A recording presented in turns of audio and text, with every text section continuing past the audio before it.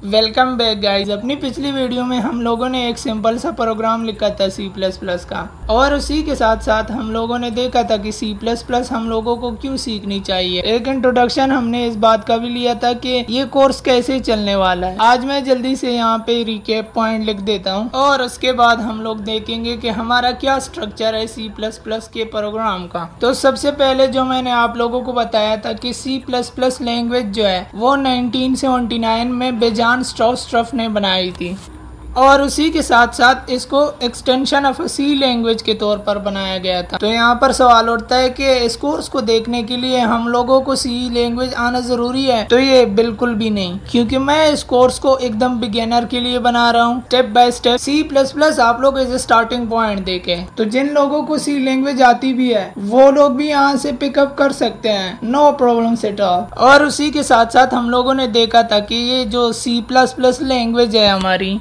C++ हम लोग क्यों यूज़ करते हैं? हम लोग फास्ट प्रोग्राम बना सकते हैं C++ में। मोर कंट्रोल होता है हमें सिस्टम रिसोर्सेज के ऊपर, यानी कि जिस कंप्यूटर में प्रोग्राम रन हो रहा है उनके रिसोर्सेज पे हमें ज़्यादा कंट्रोल मिलता है C++ की मदद से। और उसी के साथ साथ प्लस मेमोरी मैनेजमेंट। तो अगर हम C++ प्रोग्राम लिखते हैं तो मेमोरी जो है वो बिल्कुल हमारे हाथ में आ जाती है, यानी कि मैं अपने मेमोरी के हिसाब से अपने प्रोग्राम्स को किसी भी हिसाब से लिख सकता हूँ। जितनी मेमोरी मैं चाहूँ कंज्यूम करवा सकता हूँ, कितनी मेमोरी मैं किस हिसाब से डिवाइड करूँ वो सारी चीज़ें मैं पॉइंटर वगैरह की मदद से कर सकता हूँ, क्योंकि मेरे हाथ में कंट्रोल है।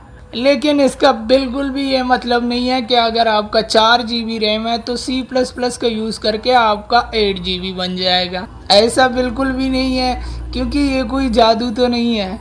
बस ये होता है कि हमारे पास कंट्रोल आ जाता है। जब हमारे पास कंट्रोल ज़्यादा रहेंगे तो मेरे प्रोग्राम जो है वो एफिशिएंट ही होंगे, गिवन कि मैं एक एफिशिएंट डेवलपर हूँ।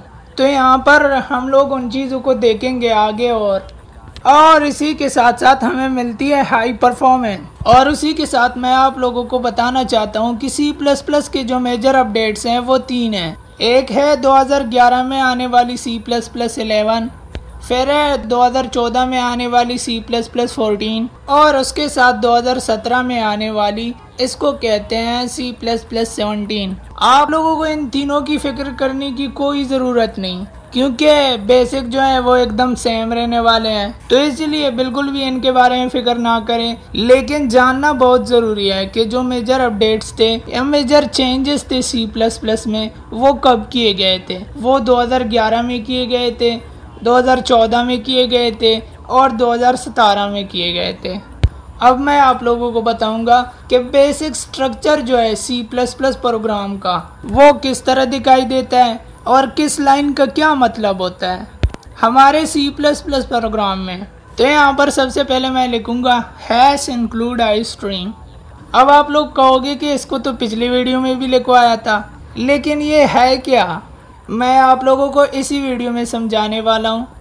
#include क्या करता है उससे पहले मैं कंप्लीट करता हूँ प्रोग्राम को एक लेवल तक। उसके बाद मैं लिखूंगा int main, और उसके बाद मैं यहाँ पर लिख दूंगा return 0, और उसके बाद मैं लिख दूंगा cout, और उसके बाद फिर hello world, उसके बाद सेमीकोलन। अब ये कर क्या दिया मैंने इतनी देर तक, मैं आप लोगों को अभी समझाता हूँ।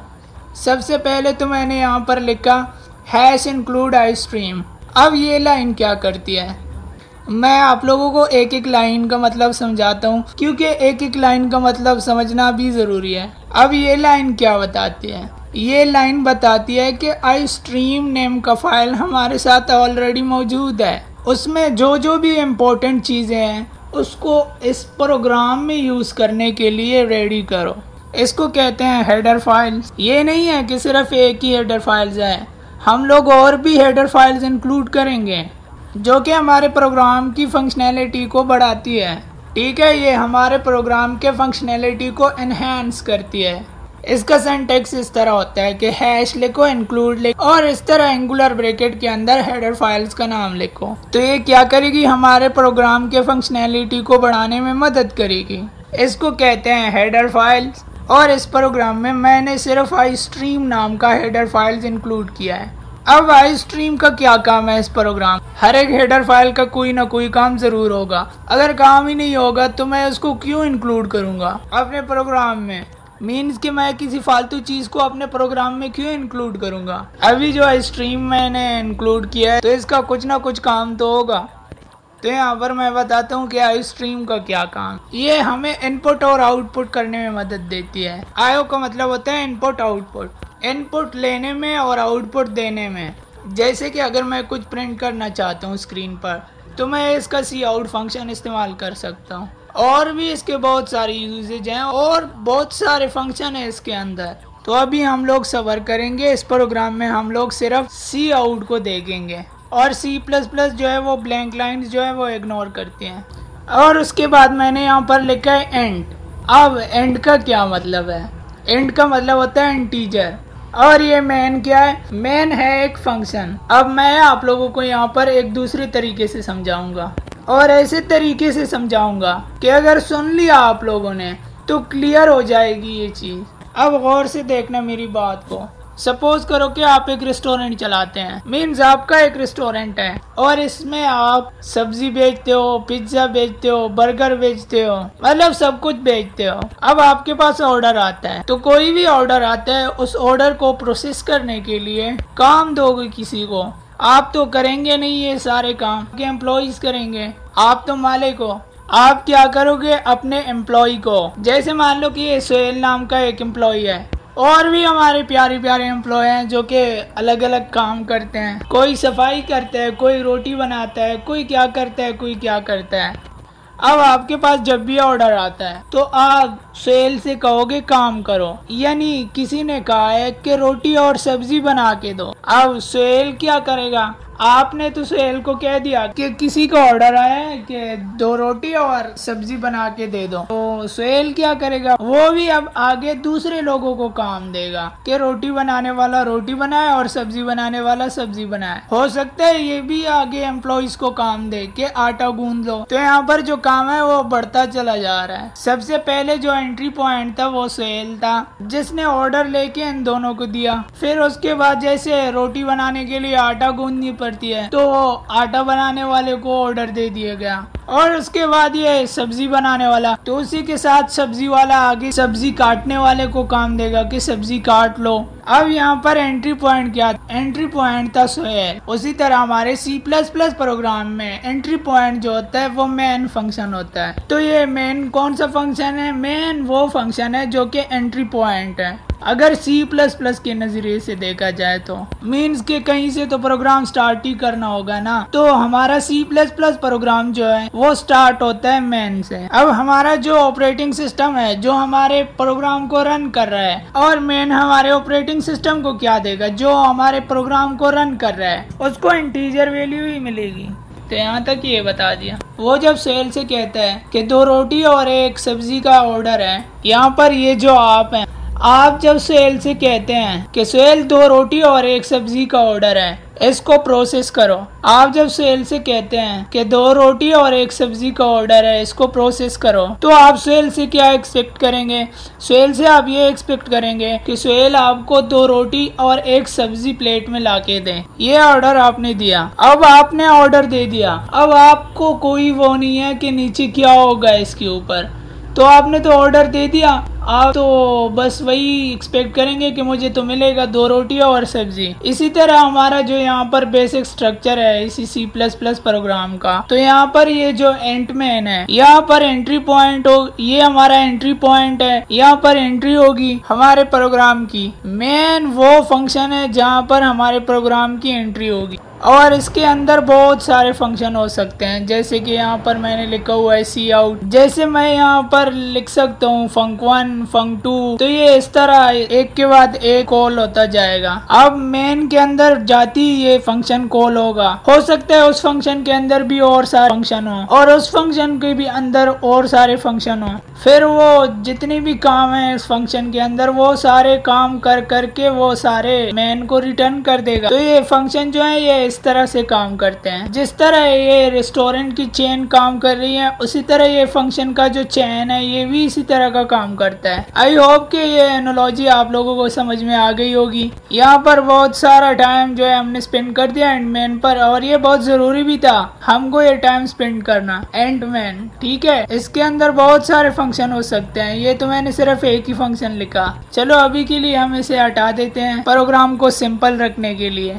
अब मैं आप लोगों को सी आउट समझाऊंगा। तो इसके बाद यहाँ पर ये देखो, मैंने ये जो 2 करली ब्रेसेस लगाए और मैंने कहा कि ये एंड जो है ये रिटर्न टाइप है। मीन्स कि आपको जो एंड है वो रिटर्न में दे दिया जाएगा। रिटर्न टाइप जो है वो आपका एंड है। मीन्स कि इस फंक्शन को कंप्लीट करने के बाद मैं इंटीजर वैल्यू रिटर्न करूंगा।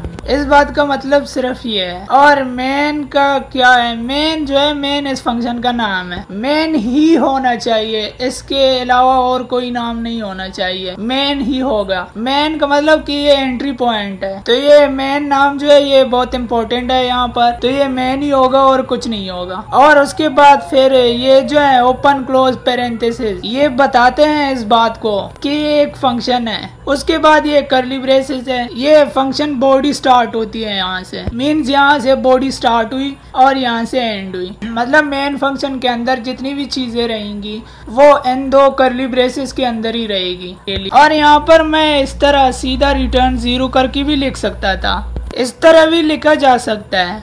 लेकिन अपने प्रोग्राम को अच्छा बताने के लिए कि मेरा प्रोग्राम अच्छा दिखे, इसलिए हम लोग क्या करते हैं, सेमीकोलन के बाद सीधा एक न्यू लाइन स्टार्ट करके न्यू इंस्ट्रक्शन लिख देते हैं। तो यहाँ पर मैं इसे हटा देता हूँ। मैं ऐसा लिख सकता हूँ लेकिन मेरा कोई वो नहीं है, मैं ऐसा कभी नहीं लिखता। अब इसको मैं यहाँ पर हटा देता हूँ। मैं ऐसा करके यहाँ पर लिख सकता हूँ बट ऐसा अच्छा नहीं दिखता, क्योंकि at the end of the day इसको मेंटेन करने वाला एक इंसान ही तो होगा ना। तो उस इंसान को कंफ्यूज क्यों करे, उस इंसान के लिए कोई अच्छा सा प्रोग्राम लिख देते हैं ताकि उससे भी मजा आए इस प्रोग्राम को देखने में। अगर ये कोई ऐसी वैसी चीज होती जो इंसान नहीं देखता तो शायद हम इस पे इतना ज्यादा मेहनत ना करते। लेकिन क्योंकि अब ये प्रोग्राम जो है ये एक इंसान ही मेंटेन करेगा, तो हम यहाँ सेमीकोलन लगाकर एक न्यू लाइन स्टार्ट करते हैं। अब इस प्रोग्राम के अंदर सिर्फ 2 ही इंस्ट्रक्शन है जो कि मैन के बॉडी के अंदर है। लेकिन ऐसे जरूरी नहीं है कि सिर्फ 2 ही इंस्ट्रक्शन हो, हमारे कितने भी इंस्ट्रक्शन हो सकते हैं मैन के अंदर। 1000 लाइन्स ऑफ कोड भी हो सकता है, कितना भी हो सकता है।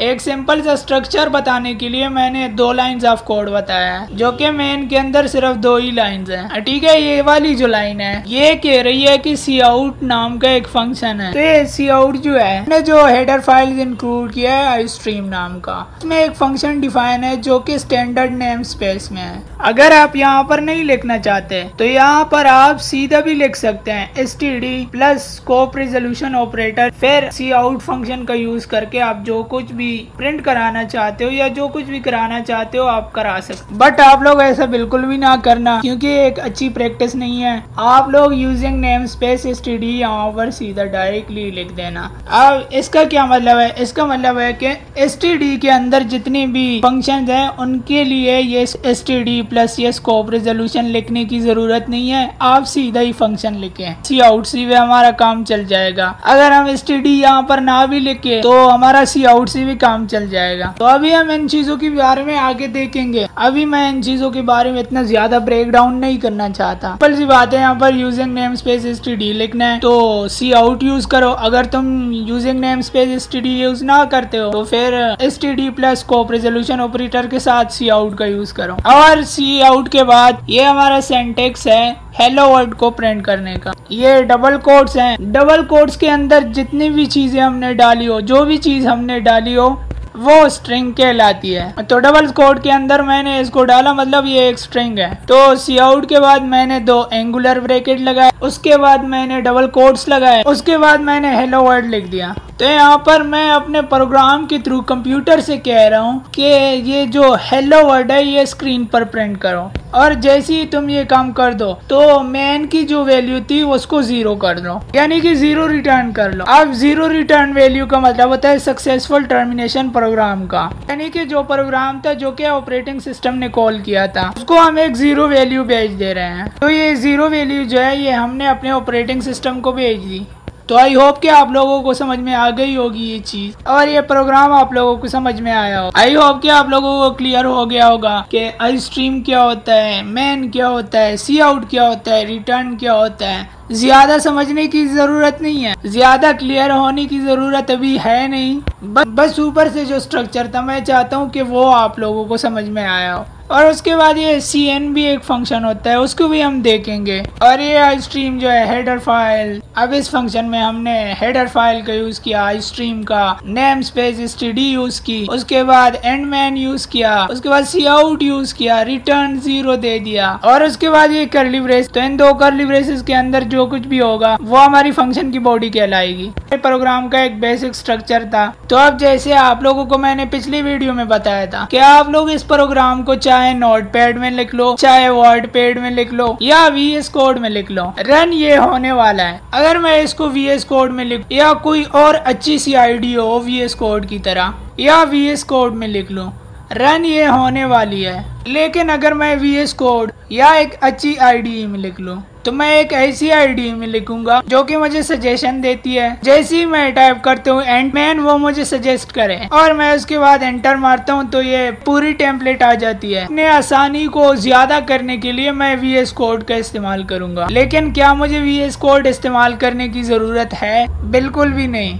मैं कुछ और भी यूज कर सकता हूँ लाइक नोटपैड, वर्डपैड एटसेट्रा। मैं जितनी भी बिगिनर्स हैं उनको रिकमेंड करता हूँ VS कोड। लेकिन मैं कोई भी ऐसा इंसान जो कि पहले से कोई दूसरी आईडी यूज कर रहा है तो मैं उससे फोर्स नहीं कर रहा कि आप VS कोड ही इस्तेमाल करो। जो भी उसका मन करे वो वही आईडी यूज करे। मैं बिगिनर्स को रिकमेंड करता हूँ VS कोड। लेकिन मैं आप लोगों से रिक्वेस्ट करता हूँ कि नोटपैड को यूज ना करना। प्लीज ये रिक्वेस्ट है मेरी कि नोटपैड बिल्कुल भी यूज ना करना। अगर आप एक बिगिनर है तो VS कोड, अगर आप एक बिगिनर है तो मेरी तरफ से एक बेस्ट एडवाइस है आप लोगों को और वो आप लोग एक्सेप्ट करना। तो आई होप कि आप लोगों को समझ में आया होगा बेसिक स्ट्रक्चर जो है हमारे C++ प्रोग्राम का। और आप लोगों को ये एनालॉजी कैसी लगी, अच्छी लगी, बुरी लगी तो मुझे कमेंट में जरूर बता देना। और अगर ये वीडियोस पसंद आ रहे हैं और इस तरह के और भी वीडियोस चाहिए C++ के तो लाइक जरूर कर देना ताकि मुझे पता चले कि आप लोगों को और भी C++ की वीडियोस चाहिए। इस कोर्स को मैं और भी अच्छी तरह से इंटरेक्टिव बनाऊं। अभी के लिए इस वीडियो में बस इतना ही गाइस। डिस्क्रिप्शन में मैं प्लेलिस्ट का लिंक दे दूंगा, आप लोग काइंडली प्लेलिस्ट का लिंक जरूर क्लिक करके बुकमार्क कर लेना और सेव कर लेना उस प्लेलिस्ट को ताकि वो प्लेलिस्ट आपकी हो जाए। Thank you so much guys for watching this video. Don't need no